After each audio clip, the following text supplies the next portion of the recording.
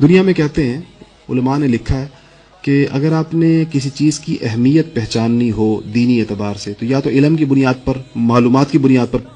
دیکھ لیں، آپ کو معلومات ہونی چاہیے، یا تو آپ کو پاکستان کی اہمیت کا علم ہو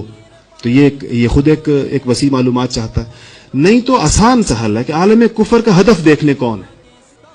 تو یہ دوسرا طریقہ ہے کسی ملک کی اہمیت کو پہچاننے کا. عالم کفر نے کہ تیروں کا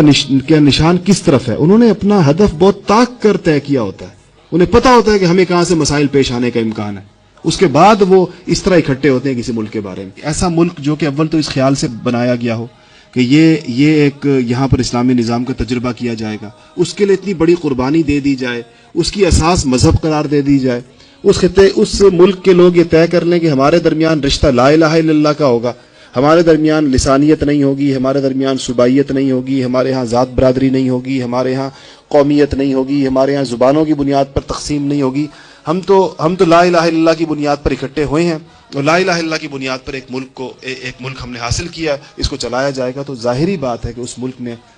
عالم کفر کی نگاہوں کا کانٹا تو بننا تھا، اور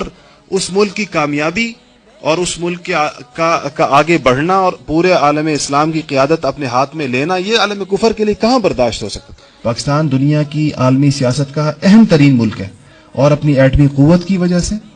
اپنی غیر معمولی دینداری کی وجہ سے، اپنے بڑے مضبوط فوجی اداروں، عسکری اداروں کی وجہ سے پاکستان کی دنیا میں ایک اہمیت ہے. دنیا کا آپ عالمی سیاست کو دیکھ لیں، پاکستان کو نکال کر ان کا کام نہیں بنتا. بے شک اس کو بدنام کرتے ہیں، اس کو دہشت گرد کہتے ہیں، اس کو یہ کہتے ہیں، لیکن پھر بھی جب بھی اس خصوصاً خطے کی سیاست کی بات ہوتی ہے تو پاکستان اس کا اہم ترین پلیئر ہوتا ہے. تو ہے آج بھی وہ. اس بات میں کوئی سمجھدار آدمی اختلاف نہیں کرے گا کہ تمام نامساعد حالات کے باوجود بہرحال اب بھی پاکستان عالم اسلام کی قیادت کر رہا ہے، اور اس وقت بھی پاکستان دینی اعتبار سے عالم اسلام کے نمایاں اور ممتاز ترین ممالک میں سے،